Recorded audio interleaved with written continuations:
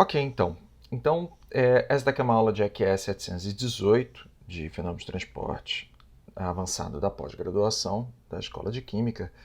E a gente está continuando, na realidade, um assunto que já foi discutido em aula. E, para isso, eu gostaria de lembrar, a gente está falando sobre a lei de Fick, para a transferência de massa, para o comportamento difusivo. E a gente, na aula passada, já conversou sobre a característica, né, do processo difusivo, e nós vimos que dos fenômenos, né, dos três fenômenos, o comportamento difusivo de massa de espécie química é o mais complicado de todos. Por quê? Na lei da viscosidade de Newton, nós verificamos que é sempre o experimento é sempre com base no gradiente, no caso de momento linear, no caso, portanto, de velocidade, que é uma placa com uma velocidade nula, uma outra placa com uma determinada velocidade, existe um gradiente de velocidade, portanto, tem o transporte. Para transferência de calor, a gente viu a mesma coisa. Fornece um gradiente de energia, no caso, um gradiente de temperatura, e o transporte difusivo aparece. Em espécie química, a lei de Fick seguiu pelo mesmo princípio. Fornece um gradiente, no caso de concentração, a temperatura e pressão constante, em sistemas super hiperideais, e verificou-se que o comportamento difusivo é muito parecido com o que a gente vê na lei de Fourier para transferência de calor. Mas a vida é uma caixinha de surpresas. E quando você explora mais o comportamento difusivo das espécies químicas, você percebe que, sim, efeito de pressão aparece, o efeito da temperatura aparece, o efeito de concentração de particulados, o efeito da interação entre as espécies químicas aparece, o efeito da mobilidade das outras espécies afetando uma determinada espécie. Então, é uma loucura. E nisso existem outras abordagens que levam esse tipo de efeito em conta. Só que, por motivo, na verdade, histórico, né, a gente vai manter a lei de Fick em voga. Então, para mim, o o fluxo de massa, ele vai continuar sendo representado, aqui eu vou representar em base mássica, com menos coeficiente DAB, e a gente pode fazer através, aliás, deixa eu botar lá o gradiente completo, gradiente da concentração, e toda a culpa do transporte passou a ser trabalhada aqui dentro. Repare que a gente seguiu também por uma linha em que, através da termodinâmica de processos reversíveis, é possível você trabalhar separando o efeito da mistura e colocando ele fora do gradiente. E, portanto, você pode trabalhar usando apenas o gradiente de fração omássica ou fração molar. Bem, mas o meu grande ponto agora não tem muito jeito, a gente precisa pegar agora e descobrir quem é esse cara daqui. E para isso a gente vai trabalhar agora com a predição do coeficiente de fusão. Isso a gente já falou em sala de aula, por isso a parte dos gases eu vou passar direto e eu vou passar a olhar o comportamento para líquidos. E nesse caso, quando a gente fala de modelagem de predição de coeficiente de fusão, tudo é base teórico-experimental, então alguém vai para o laboratório para confirmar se a teoria está ok. Para gases, a teoria cinética dos gases a teoria cinética dos gases é perfeita, tá? Funciona muito bem.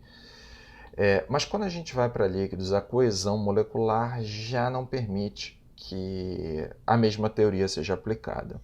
Uma outra coisa que eu gostaria de deixar para gases, e essa é a única coisa que eu vou querer frisar aqui, é que quando uma determinada espécie química entra em movimento devido ao efeito, né, molecular, o quanto uma molécula trafega para um determinado espaço, significa que uma outra molécula, tá? Uma outra molécula B, que estava ocupando esse espaço, ela vai seguir o caminho contrário. Ou seja, isso significa que a mobilidade do quanto A se move em relação a B tem que ser igual ao quanto B se move em relação a A. E por isso, para sistemas bem diluídos, a gente pode afirmar que o DAB tem que ser igual ao DBA. E isso daí é válido para sistema de gases. Tá? Então essa é uma premissa que a gente tem que deixar marcado. Então, faz todo sentido, tá? Todas as correlações, se você olhar, tá, vão ter esse tipo de característica. São alguns casos que isso daí não é possível, mas isso ocorre muito quando existe uma interação química muito forte. Mas aí a correlação normalmente fala. Bem, então vamos dar uma olhada agora para líquidos. E líquidos é um sistema bem diferente de analisar. O que a gente faz é pensar que a molécula é uma esfera. E é uma esfera caindo em queda livre, tá? Em velocidade terminal, em um meio líquido. E, portanto, a gente parte do princípio de que essa esfera está em queda, tá? E existe uma força resistiva a esse escoamento da esfera, né? Então, essa é uma das linhas que a gente tem que pensar. A esfera está em movimento, a espécie química A está em movimento. Então, esse cara daqui, para mim, é a espécie química A. Na verdade, eu posso ampliar, então posso deixar assim, bonito para vocês verem. Mas, então, esse cara daqui, para mim, é a espécie química A. Ela está isolada em um meio B. Então, eu vou considerar que existe como se fosse o líquido, né? O líquido B. E esse cara daqui vai entrar em movimento devido a uma queda livre, tá? E isso daí vai me levar a uma força que eu vou chamar de força resistiva que a espécie química A tem no meio B. E essa daí é uma das ideias. Só que tem o seguinte, se a gente parar para pensar, digamos que não existe queda livre, tá? Essa esfera está paradinha. E na via de movimentação de espécie química, poderia existir uma força motriz, tá? Que poderia ser o gradiente de concentração, poderia ser de pressão, poderia ser de temperatura, mas o ponto é, existe uma força motriz que nós já vimos qual é, que é o gradiente de potencial químico, que leva em conta, né, espécie química, leva em conta quantidade de espécie química, temperatura, pressão, tudo aquilo que a gente já discutiu em sala de aula. Mas eu vou chegar e vou colocar aqui, olha, pode existir uma força de potencial químico que leva a um movimento dessa espécie química. E no fundo, a gente vai passar a criar um balanço de forças. Então, a partir de agora, eu vou pensar que existe um balanço entre a força causada pelo potencial químico necessariamente tem que ser igual à força resistiva que tem sobre o meio B. E eu vou pegar e vou equacionar esse cara daqui. E essa daqui que é a premissa do cálculo do coeficiente de fusão para espécies químicas em meio líquido. Então, eu vou pegar aqui e vou lá para primeiro pensar no que causa o movimento em transferência de massa, e a força resistiva eu sei que está associada ao gradiente do potencial químico. Lembrando, esse μ aqui não é a viscosidade, é o potencial químico. E ela vai ser igualada a um coeficiente de resistência, que eu vou chegar e chamar de um beta, da espécie química A em B, e a diferença de velocidade relativa entre as espécies, que eu vou chamar de UA menos o B. E a partir daqui que a gente vai pegar e vai deduzir o sistema, tá? Então, só para vocês verem o slide completo, a análise, portanto, é toda feita através de um balanço de forças em uma esfera rígida, onde eu tenho a força aplicada pelo gradiente potencial químico, a outra é a força resistiva da espécie no meio B, no meio líquido B. E para a gente chegar a um determinado equacionamento, note que mágica vai acontecer, tá? Mas a gente vai seguir algumas hipóteses. As hipóteses são, a gente vai dizer que o meio ele está parado, tá? Então o meio B tem velocidade zero e a gente vai dizer que ele está a espécie química está muito diluída, muito diluída. Para quê? Para poder utilizar uma hipótese de esfera em meio isolado, o que vocês veem em operações unitárias. Além disso, a gente vai poder chegar e assumir que a concentração de B é praticamente 1. Isso vai facilitar bastante a forma com a qual a gente vai equacionar depois. E por fim, se A está diluído em B, eu posso assumir que é uma solução ideal e, portanto, eu não tenho nenhuma complexidade em relação ao coeficiente de atividade. Tá? Então, essa daí é uma segunda premissa. Então, essa daqui são as hipóteses que são utilizadas com a ideia de como a gente vai equacionar o potencial químico, tá? Que, na realidade, a gente já fez no passado. E a outra é a ideia da espécie química da esfera caindo em meio líquido, tá? Assumindo que atingiu-se, portanto, a velocidade terminal. Então, a gente está utilizando a hipótese de Stokes. Tá? E aí tem várias, tá? Estado estacionário, velocidade terminal, são 10 hipóteses, tá? Que estão associadas aí à esfera caindo, né, em meio líquido. E através dessas duas hipóteses aqui, reparem, eu não vou deduzir, tá? Mas a gente consegue montar um equacionamento. E esse equacionamento vai nos levar a essa equaçãozinha que está aqui. Tá? Que eu vou deixar ela em evidência aqui agora, tá? Em destaque melhor. E ela tem algumas hipóteses. Na verdade, consequências das hipóteses. Algumas coisas começam a aparecer aqui. A primeira delas é que a gente está pensando agora que se trata de uma esfera caindo em meio líquido. E a gente tem que pensar, poxa, mas o que será que afeta essa mobilidade? Repare, então, que para mim, agora, o coeficiente de fusão, ele representa a mobilidade dessa esfera. Mobilidade. E o que afeta nessa mobilidade? E eu vou começar a destacar coisas aqui. A primeira delas, e agora esse cara daqui, para mim, é a viscosidade do meio B. E, de fato, se a gente parar para pensar, o quão mais viscoso é o líquido, mais difícil é da espécie química A conseguir se mover. E, portanto, esse cara é realmente inversamente proporcional ao coeficiente de fusão. Faz todo sentido. Faz todo sentido. A outra coisa que a gente pode perceber é que eu tenho aqui, agora, esse RA aqui, para mim, é o raio da esfera. No caso aqui é o raio da molécula, né? Mas eu vou deixar aqui como raio da esfera, representando, portanto, a molécula. Quanto maior o raio, mais difícil, maior o arraste que essa molécula vai me fornecer e, portanto, mais difícil vai ser a mobilidade. Então, também está fazendo todo sentido, tá? E, por fim, o efeito da temperatura.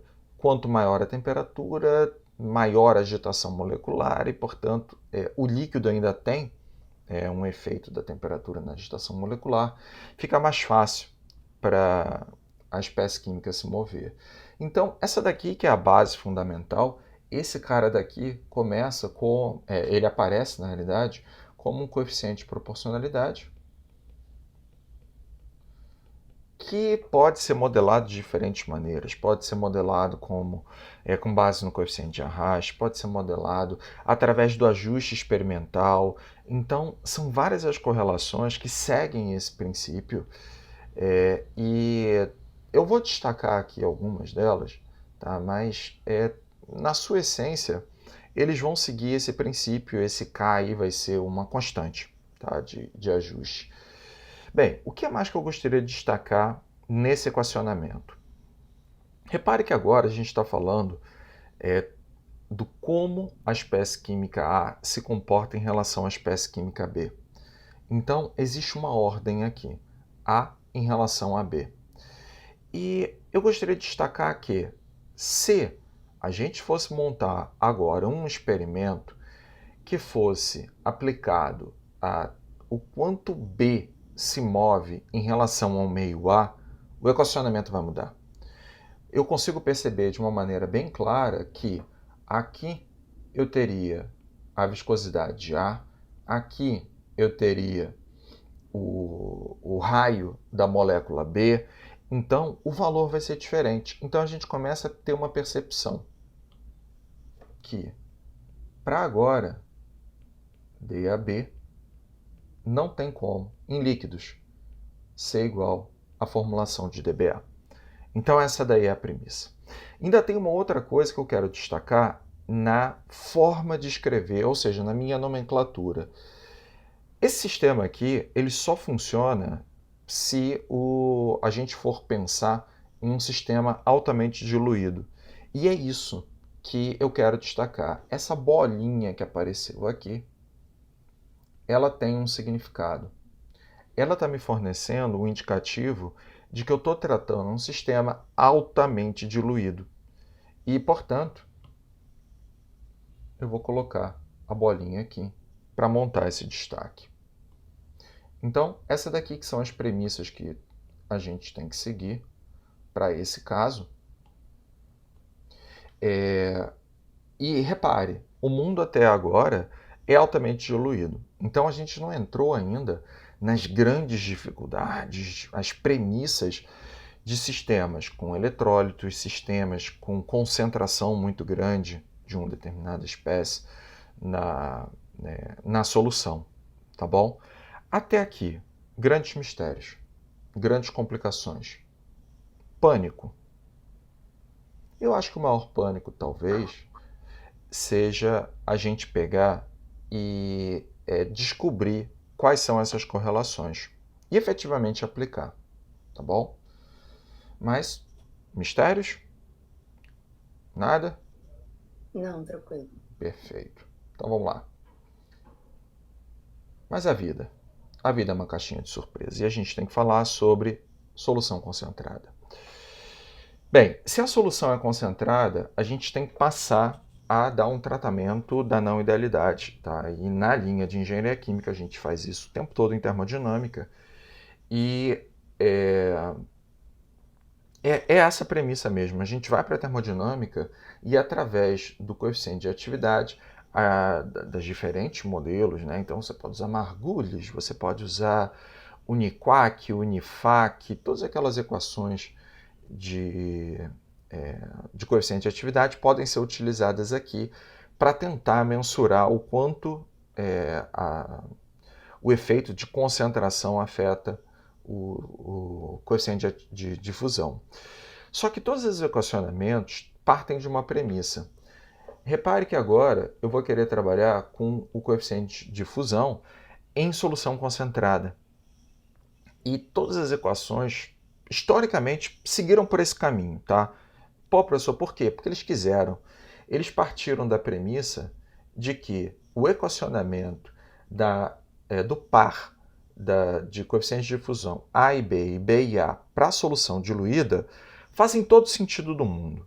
E, portanto, todos os equacionamentos vão ter que calcular a solução diluída, tanto para AB quanto para BA, e a partir dessa premissa ele vai pegar e vai ter uma forma de cálculo para o DAB, tá? Para solução concentrada. E como é que foi feito isso daqui? Bem, o pessoal chegou e equacionou da seguinte forma.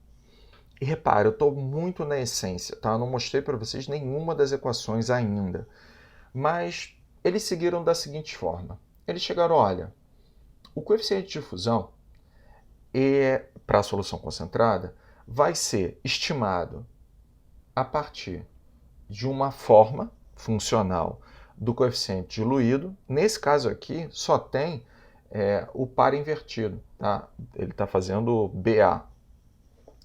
E vai ser multiplicado. E aqui eu tenho toda a parcela de não idealidade, aonde eu tenho esse A aqui sendo a atividade da solução. Vamos lembrar o que esse cara daqui é. A atividade é igual ao coeficiente de atividade vezes a fração molar. E embaixo eu tenho isso daqui derivado em relação ao logaritmo neperiano da concentração molar. E no fundo, essa daqui é a forma mais básica, fundamental que tem para a gente conseguir visualizar a ideia que os pesquisadores tiveram para realizar o ajuste e tentar corrigir a não idealidade para sistemas concentrados.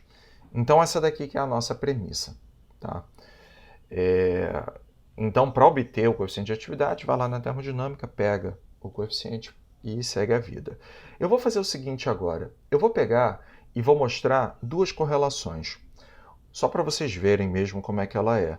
Se você quer realmente buscar correlações, minha sugestão é buscar o livro do Praunitz, de The Properties of Liquid and Gas, ou Gas and Liquids, eu não lembro direito, o Hayden Praunitz, que, poxa, é fantástico. É um dos livros assim que ele tem correlação, ele tem para tudo quanto é sistema.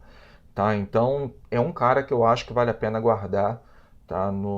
Na sua prateleira, seja virtual ou seja física. Mas olha só, vou pegar aqui embaixo e vou colocar primeiro a correlação para a solução diluída. Eu peguei lá do Hayden-Praunitz, esse cara daqui. E depois eu vou mostrar uma formulação para solução concentrada. Então, para a solução diluída, deixa eu ver aqui, eu vou pegar a correlação de Wilk, faltou o L, Wilk e Chang, que é DAB igual a 1,17 vezes 10 a menos 13, temperatura, tamanho da molécula, massa molecular, coeficiente de associação, é um eta-B, tá bom? VA elevado a 0,6 vezes a viscosidade da solução. Aonde esse eta-B aqui é o que a gente chama de fator de associação, ele é tabelado, tá bom? Então basta buscar a correlação de Wilk-Chang e você vai ver que esse cara daqui tem tabela. Fator de associação. Esse fator de associação ele tem determinados valores de acordo com a solução em si. Por exemplo, se o solvente for não polar, ele tem o valor de 1.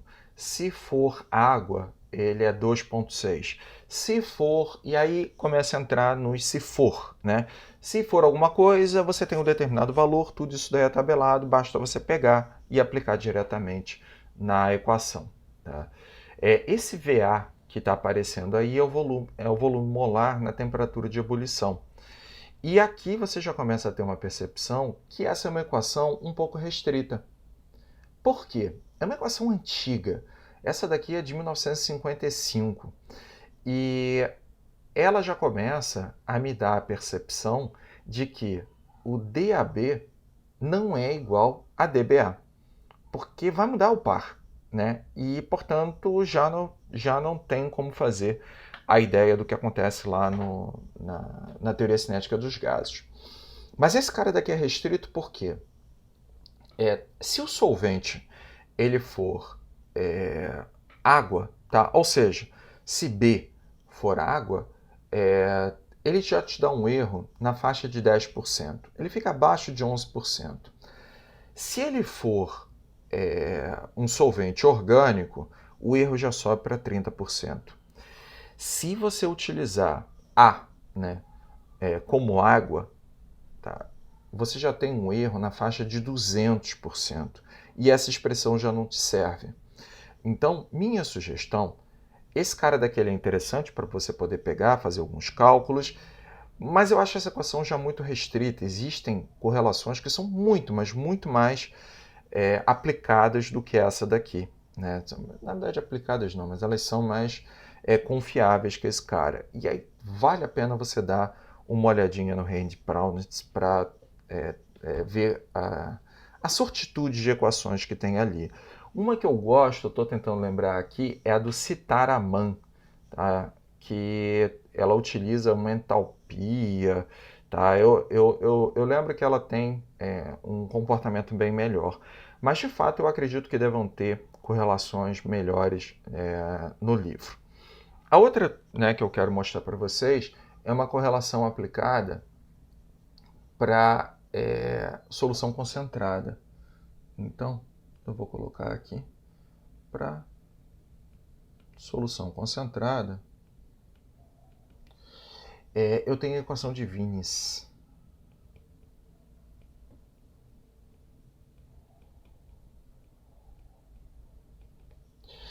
Aonde? Eu vou botar embaixo o DAB. E aí foi como eu comentei, a formulação para solução concentrada sempre parte de estimativas da solução diluída. Então eu tenho DAB diluído elevado aqui a fração molar de B vezes o DBA diluído multiplicado, elevado a fração molar em relação à fração molar de A, e depois ele tem um fator de ajuste, que aqui foi assim que deu. Professor, por que deu isso? Porque o maluco fez o experimento e deu isso. Do log neperiano XA.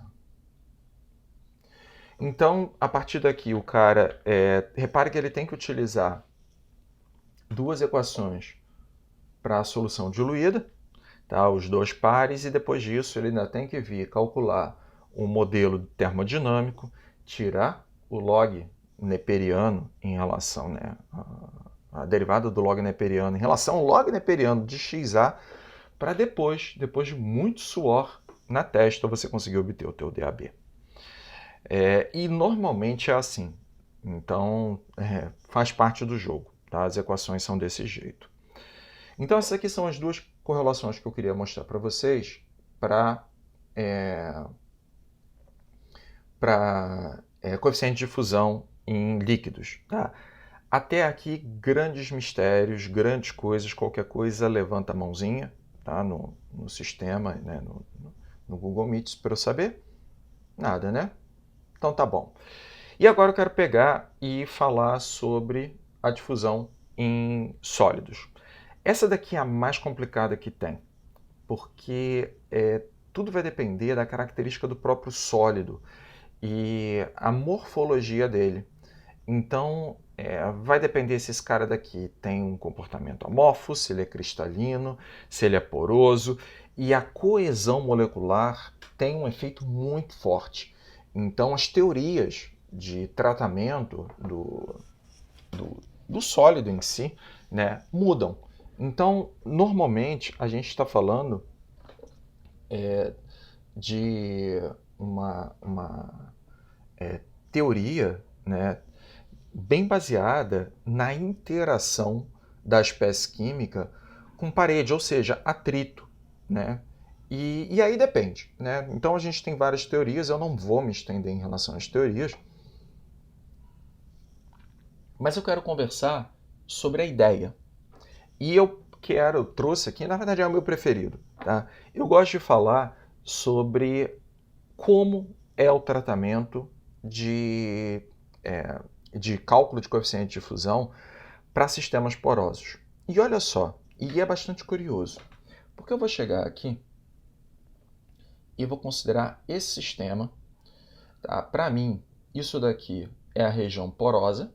Então, aqui dentro, para mim, é um meio poroso. E eu vou considerar que tem uma espécie química que chega até aqui. E ela tem que se difundir nesse meio. Tá? Então, vai passar para cá. Então, essa daqui que é a minha premissa. E a gente fica, tá, mas como que esse cara daqui vai se difundir? Bem, a espécie química tem que passar através dos poros do meio poroso. E, portanto, eu vou tentar desenhar. Vamos ver se vai fazer sentido na cabeça de vocês. Mas eu imagino que no momento que a espécie química entra no meio poroso, ela vai seguir um caminho tortuoso, tentando passar pelos poros e chegando, portanto, até o outro lado. Às vezes tem um caminho bem diferente. Eu esqueci de fazer esse caminho diferente antes. Então, no final, eu fiz esse caminho mais diferente, bem mais tortuoso, até conseguir chegar e sair lá embaixo, tá? Do outro lado. E essa daqui que é a premissa, tá? E aí a gente fica, tá, mas como? Como que eu vou equacionar isso? E pasmem vocês, porque a melhor forma que tem de tentar equacionar esse carinha daqui é através da teoria cinética dos gases. Aí você fica, caraca, tá maluco, professor? Porque, pô, teoria cinética dos gases ela é muito bem aplicada para sistemas diluídos, né? E aplicado para sistemas em que existe efetivamente uma interação molecular entre as moléculas em si, né? E aí você fica, tá, mas como? E eu vou fazer o seguinte, eu vou tentar transpor a ideia de como eu vou representar uma molécula, tá? E aqui eu vou transformar essa tortuosidade toda aqui em um canal de poro. É isso que eu vou tentar fazer. Então aqui agora eu vou ter um canal. Claro, aqui eu estou aumentando horrores esse canal, tá? Mas esse daqui vai ser o canal de poro, que deveria ter um diâmetro bem menorzinho, mas eu só estou mostrando para vocês. Então, para mim, isso daqui é um diâmetro do poro. E qual vai ser o jogo aqui, né? A espécie química agora vai chegar, espécie química A, e nesse momento eu vou pegar e vou verificar que a teoria cinética dos gases, vou relembrar na realidade, a teoria cinética dos gases segue o princípio de colisão também com a parede, né? Ela é toda baseada em colisão, e é exatamente isso que a gente vai fazer. Eu vou considerar agora que a espécie química A interagiu com a parede, que depois sofreu um rebote, que interagiu com a outra parede do poro, que depois veio, interagiu, até sair fora do outro lado. E, portanto, essa interação de colisão com a parede,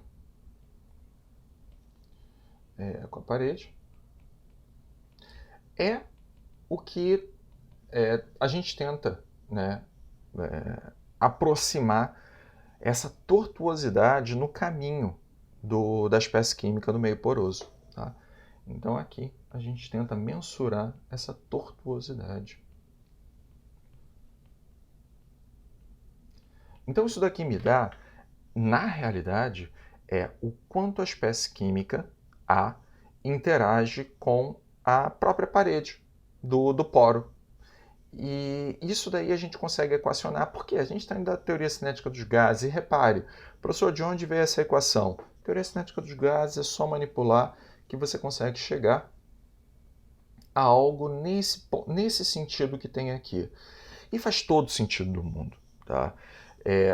Agora eu tenho não um coeficiente de transporte baseado na interação entre a espécie química A e a espécie química B.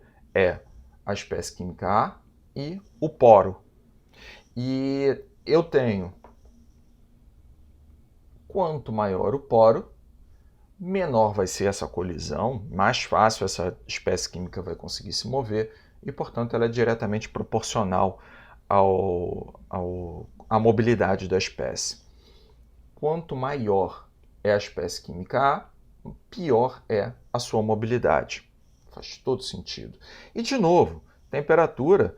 Quanto maior a temperatura, maior a interação molecular, mais ela está se movimentando, portanto, é proporcional de uma maneira direta à mobilidade. Então, repare, a gente consegue obter uma formulação, tá? Essa daqui é uma formulação bem safada, bem vagabunda, mas mostra a ideia de como as coisas partem. Além disso, tem um nome, tá? Que eu queria deixar registrado. Essa daqui é o que a gente chama de difusão de Knudsen.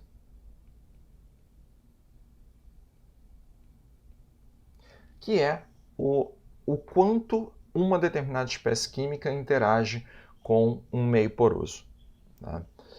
Só que tem o seguinte, quando a gente pegou, e aí deixa eu mudar aqui, quando a gente pegou e olhou para essa forma de representar, a gente esqueceu o seguinte, pô, peraí, professor, mas esse meio poroso, inicialmente, ele tem que estar preenchido com alguma outra espécie. É verdade. É verdade. A gente esqueceu que aqui dentro tem que ter o meio B. Tá? Não está no vácuo. E aí a gente tem que lembrar que a gente precisa ponderar a interação da espécie química A com a parede com a espécie química da espécie química A com o meio B. E aí a teoria vai mudar um pouco. Tá? Eu só vou mostrar a ideia. Tá? Não vou equacionar. Isso daí você encontra em qualquer livro de transferência de massa, fenômenos de transporte, mas eu vou fazer o desenho de novo. Então deixa eu pegar, aliás, deixa eu apagar. Ah, eu apaguei a parede.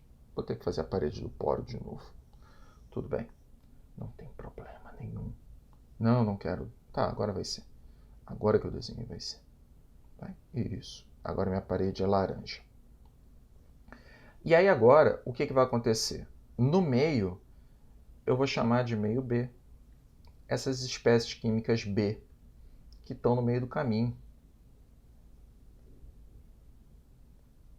Deixa eu marcar mais uma aqui. Uma aqui. E como é que vai ser esse caminho agora? Né? A espécie química A vai chegar e agora eu tenho que fazer uma ponderação entre o quanto esse cara interage com a parede e o quanto ela interage com as espécies químicas. Pode ser que ela venha, bata aqui. Pode ser que ela venha, bata aqui. Pode ser que o ângulo...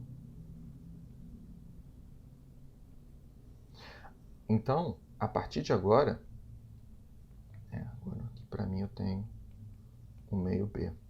Eu tenho que montar uma equação que pondera, e a gente faz isso através de um sistema de resistências. O D, A, K, que a gente vai chamar agora efetivo, vai ser ponderado através da difusão de Knudsen mais a difusão molecular de A e B. Então, existe essa ponderação. Então, esse daqui é o que você quer mesmo, o coeficiente de difusão. Esse cara daqui é o coeficiente de Knudsen e esse daqui é o cálculo do coeficiente de difusão para gases. Tá? Então, através das equações da teoria cinética dos gases mesmo. Tá?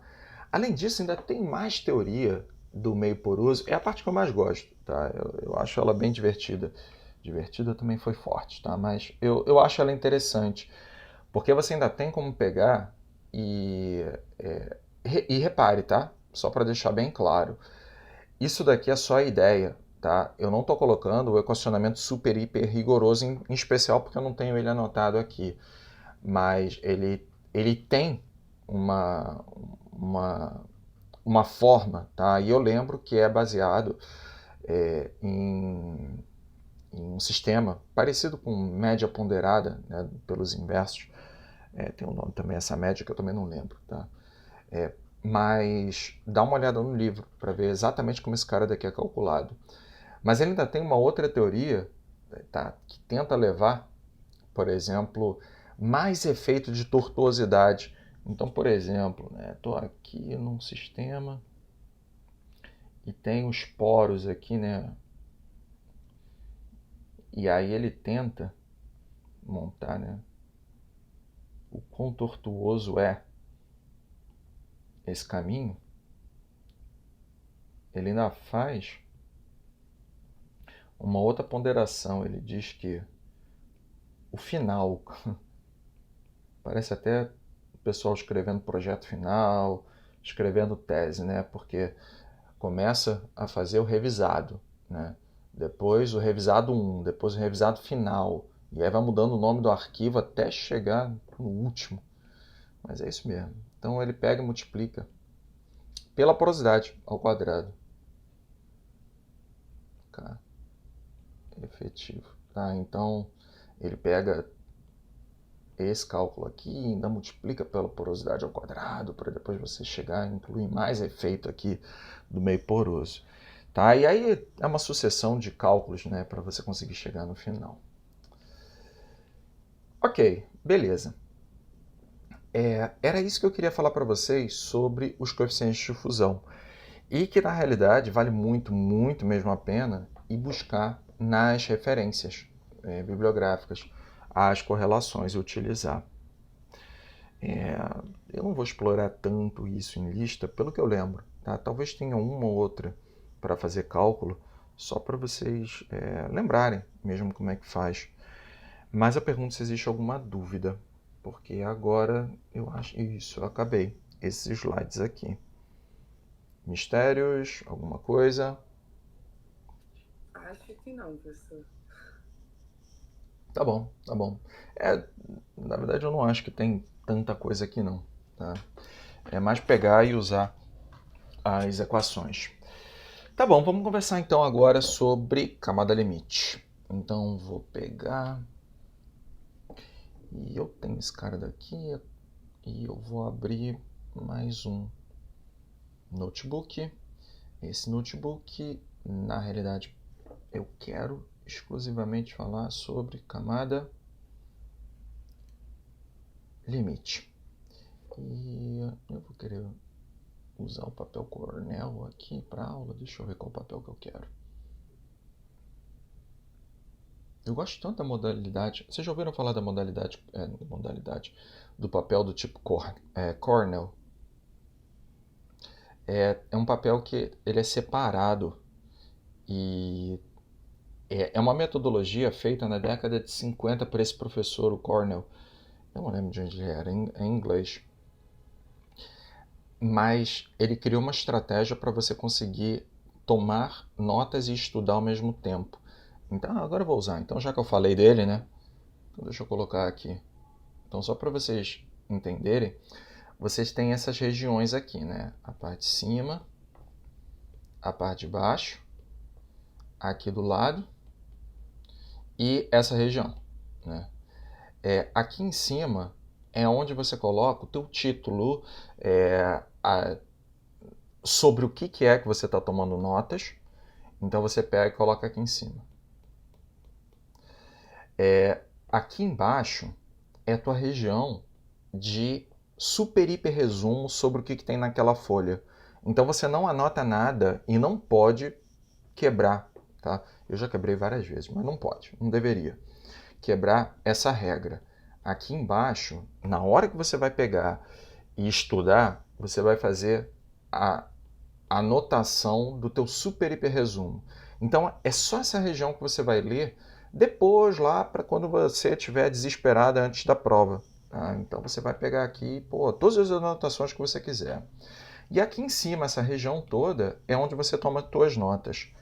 Essa daqui são as anotações sobre o... Por exemplo, vou pegar tudo que o professor colocar em equação, você coloca desse lado.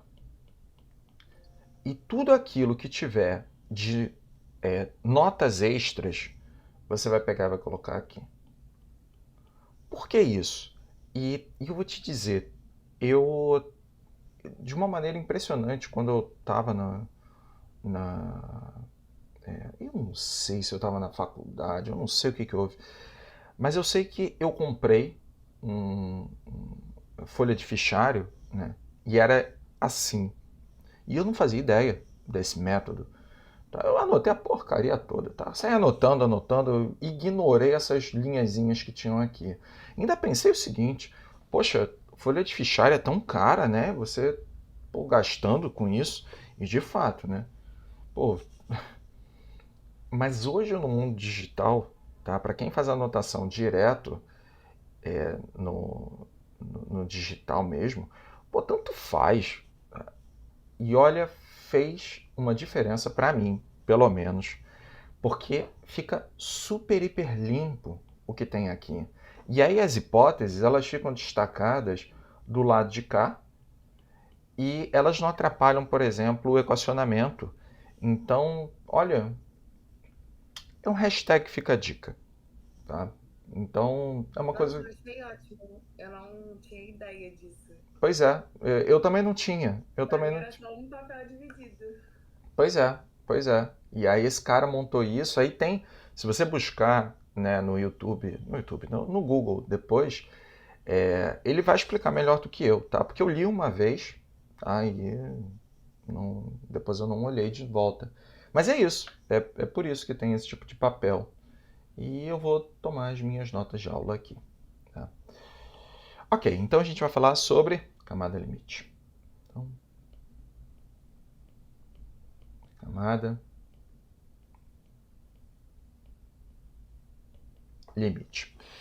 E eu quero começar pensando não sobre o equacionamento nem nada, mas a gente tem que entender o conceito. E é isso que eu quero agora. Então, deixa eu ampliar um pouquinho mais. As bordas estão aqui, então. Então, eu quero olhar o conceito.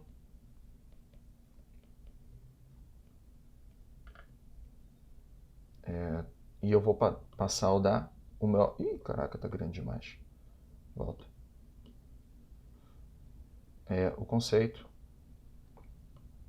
da camada limite, tá? CL para os íntimos.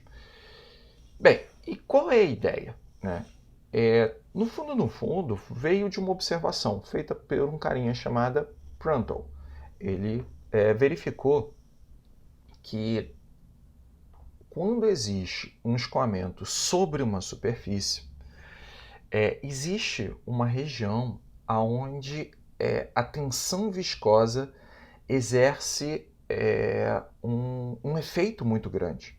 Tá? Ela influencia demais o escoamento. Então, a gente está falando de uma observação. Então, é uma observação experimental. Experimental.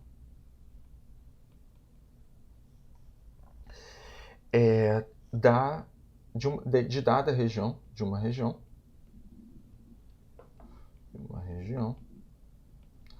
próxima à superfície.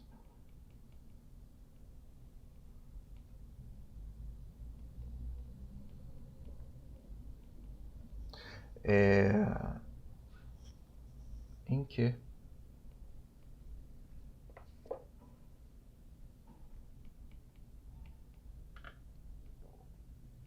a influência da tensão viscosa, ou seja, do atrito, é alta.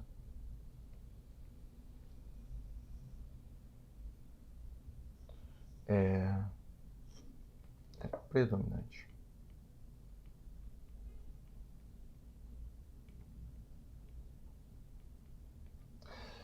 Beleza. Então, além disso, tá? Então, repare, deixa eu não fazer as minhas anotações aqui, E volta. Esse cara daqui é o conceito da camada limite de Ludwig. E volta.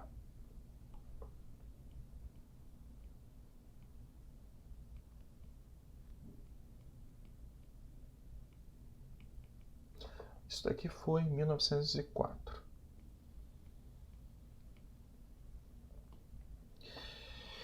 E ele teve ainda mais uma sacada. Ele percebeu que esse cara daqui, essa região, tinha uma grande dependência com o número de Reynolds.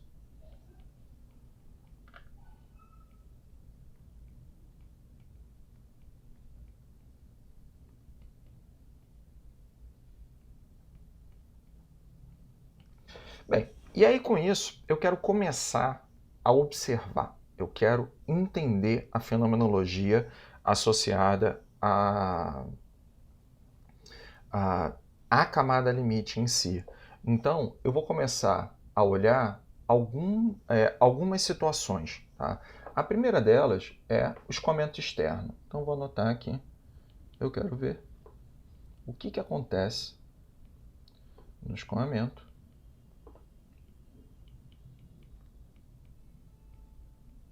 externo. E eu vou pegar e vou fazer o primeiro desenho mais simples que tem. A gente vai olhar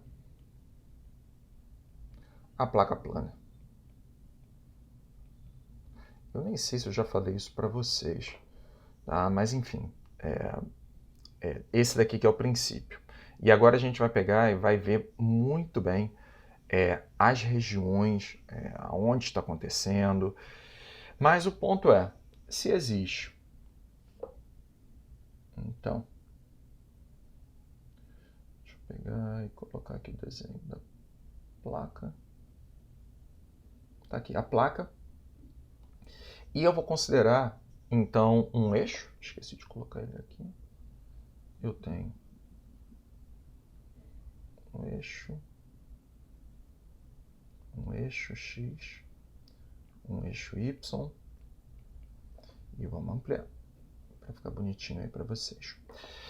Eu vou pegar e vou imaginar que existe um fluido e eu vou chegar e chamar esse cara de fluido de ataque. Então, o fluido, eu estou assumindo que ele não tem influência de ninguém, nenhuma parede, e, portanto, o comportamento dele é plano, uma velocidade plana, tá bom? E, portanto, ele vai chegar e vai chegar, ele vai chegar perto dessa placa com uma velocidade plana, até que esse pontinho aqui vai ser atingido. Nesse ponto, eu sei que a velocidade é zero. E eu sei que a região é a primeira região aonde o fluido chega, portanto eu vou chamar de ponto de ataque. Além disso, eu sei do seguinte, pela condição de aderência, em todos os pontos da placa, eu sei que a velocidade vai se manter zero.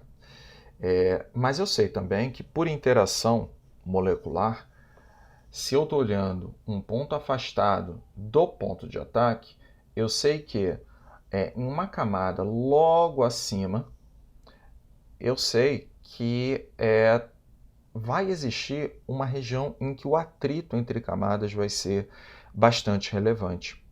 E, portanto, existe uma influência muito forte de como o atrito afeta o escoamento. E aí repara, o porquê que a camada limite começa a aparecer. Nessa região aqui, eu percebo que antes o perfil de velocidade era plano, o escoamento não tinha influência de nada, mas no momento que ele chega perto da placa, começa a existir a influência que a placa tem sobre o sistema, sobre o escoamento. Isso por si só é a camada limite. E, portanto, eu vou chegar e vou dizer, olha, existe essa região e eu vou delimitá-la, vou fazer o desenho dela aqui, só que eu vou fazer de uma maneira muito exagerada, tá? Tá aqui. Então eu vou dizer que essa região é a região que sofre influência da parede, e essa região de fora, a velocidade, o escoamento ainda não foi perturbado pela placa. Então, no fundo, foi isso que Prunton verificou, que na próxima superfície, o escoamento muda devido ao efeito do atrito com a parede. Isso é feito, claro, camada a camada, né, até chegar a uma região em que a superfície, a parede, já não tem tanta influência assim. E nessa região aqui, o que eu posso esperar é que a velocidade provavelmente vai atingir a velocidade. Na verdade, ela tende, tá? Não tem provavelmente. Ela tende à velocidade infinita, que é a velocidade sem ter a perturbação. Bem, o que vai acontecer? Nessa região, logo de início, quando toca na placa, os efeitos de atrito são muito, muito fortes, são muito relevantes. E, portanto, deixa eu botar uma cor diferente. Aqui embaixo, a velocidade é muito... tem um efeito muito forte do atrito.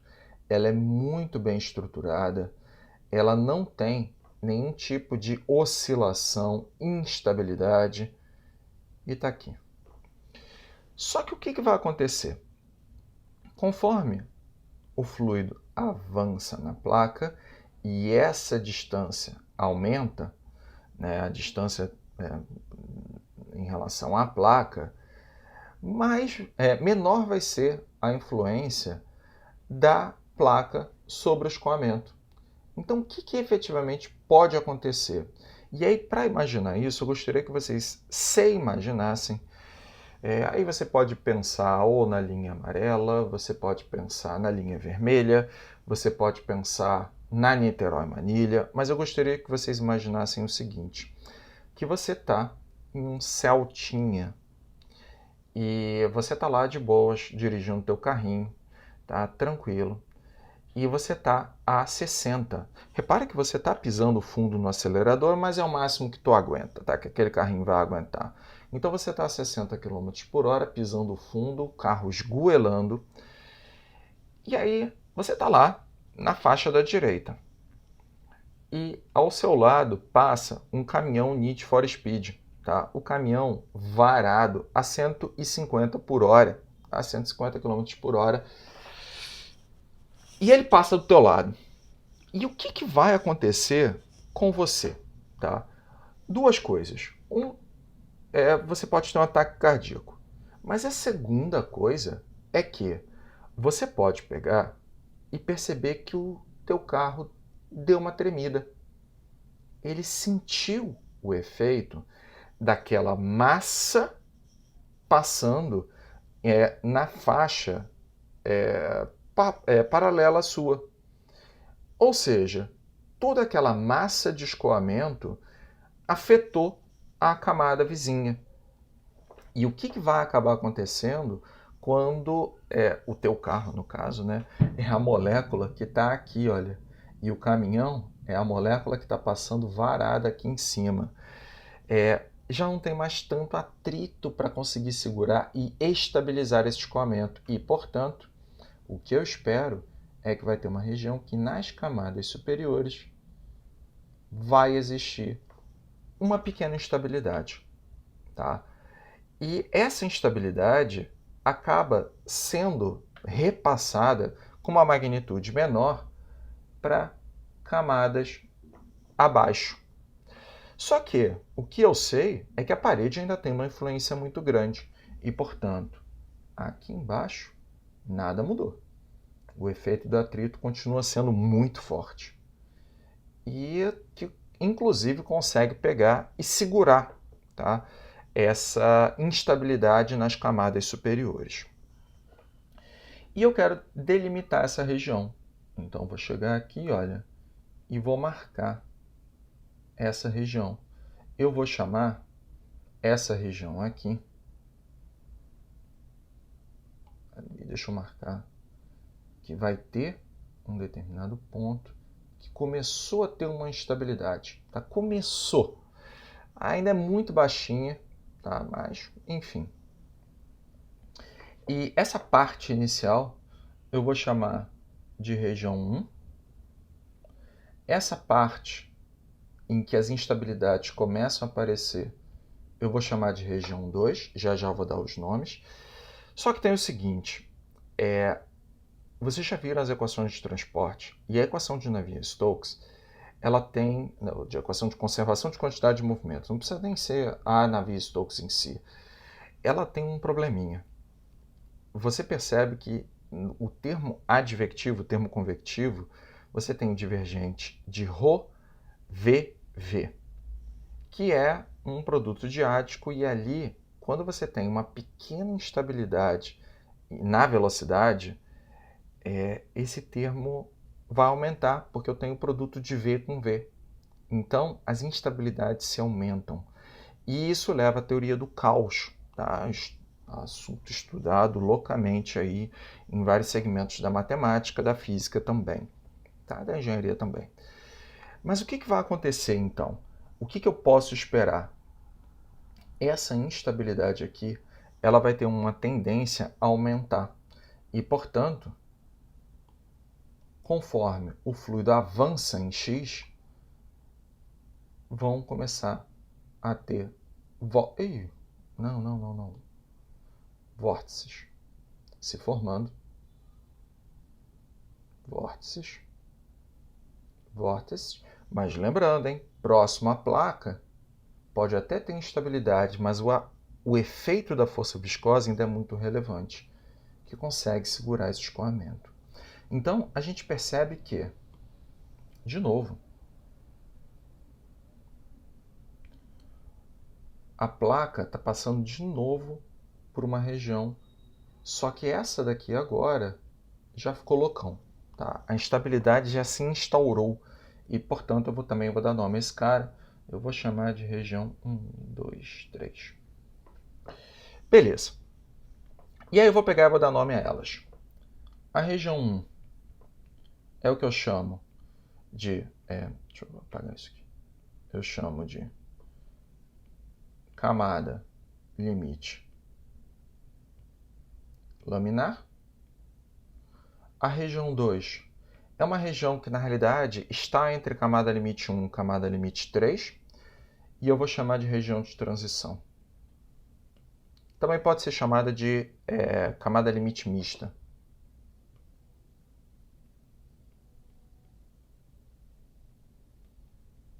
Onde você tem os dois efeitos.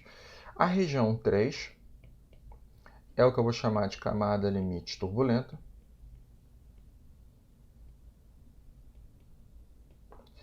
Onde os efeitos de turbulência já são absurdamente relevantes, e aí já tem os vórtices formados, só que ainda tem uma outra região aqui. O que acontece? Quando se está mesmo na região de camada limite turbulenta, existe uma subcamada aqui, que eu vou marcar antes de fazer qualquer desenho. Eu vou dizer que é essa daqui. Que é o quê? É uma região em que o efeito de tensão viscosa, o efeito da parede, ainda é muito forte. E, portanto, as instabilidades, os vórtices, não conseguem afetar essa região. E, portanto, a velocidade continua linda, o perfil de velocidade continua lindo, maravilhoso, muito bem estabelecido, com um comportamento de laminar. Essa região, eu vou dizer que é a região 4.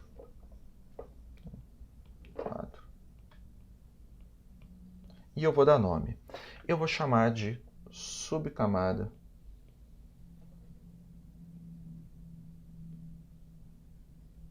laminar.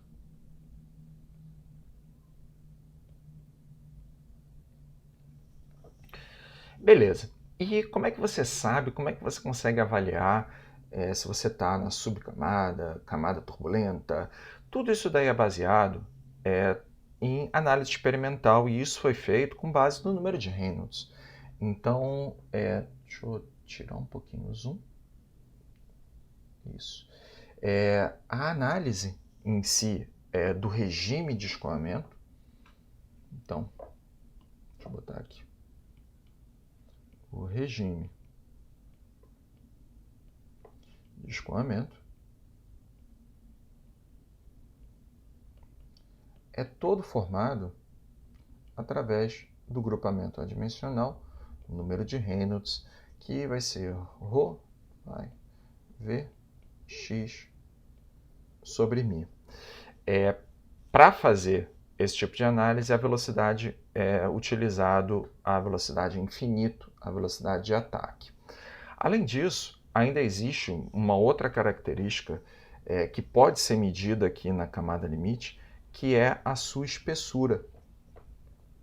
Então, deixa eu descer um pouquinho mais e ainda se pode medir. E tem correlações para isso, equações, mas a gente ainda pode definir a espessura.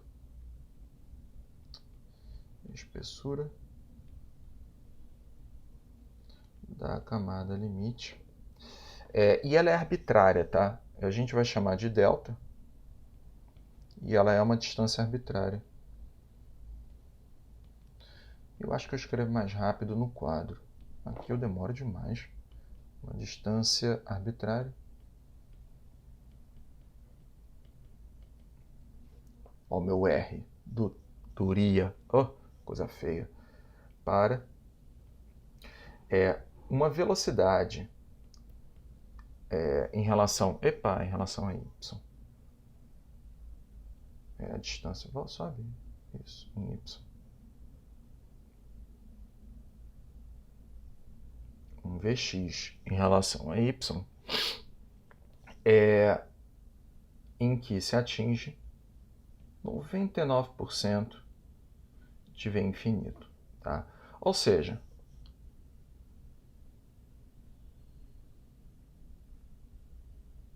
para uma situação em que você tem uma parede plana e tá aqui a camada limite, né? Aqui em cima eu tenho V infinito. Então estou dizendo que a espessura, repare que a espessura ela é uma função de x, porque ela vai mudando conforme o fluido avança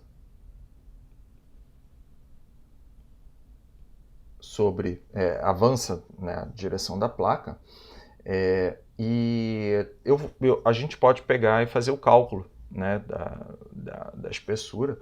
O perfil de velocidade ele também muda em relação à distância na placa, tá? Então, um perfil, deixa eu dar uma ampliada aqui para vocês verem melhor. Perfil de velocidade.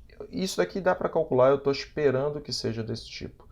Parabólico até chegar aqui em cima e ficar constante. Então aqui em cima eu espero um V infinito. Aqui embaixo eu espero que tenha um perfil de velocidade de x em relação à distância da placa. Tá bom? Bem, e o que a gente pode tirar daqui? Aí agora a gente está falando de dados experimentais. Foi assim, tá? E repara, o que eu vou colocar aqui é válido para a placa plana. Mudou a geometria, já não vale mais. Mas, se você quer analisar,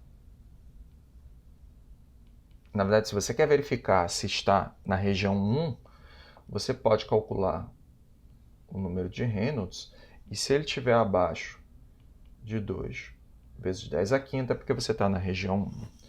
Se você quer avaliar se ele está... Opa, tira um. Tirei. Vai. Isso, na região 2. Esse cara daqui está entre 2 vezes 10 à quinta, Reynolds x, até 3 vezes 10 à sexta. Então você está na região de transição. E a região 3 é para número de Reynolds acima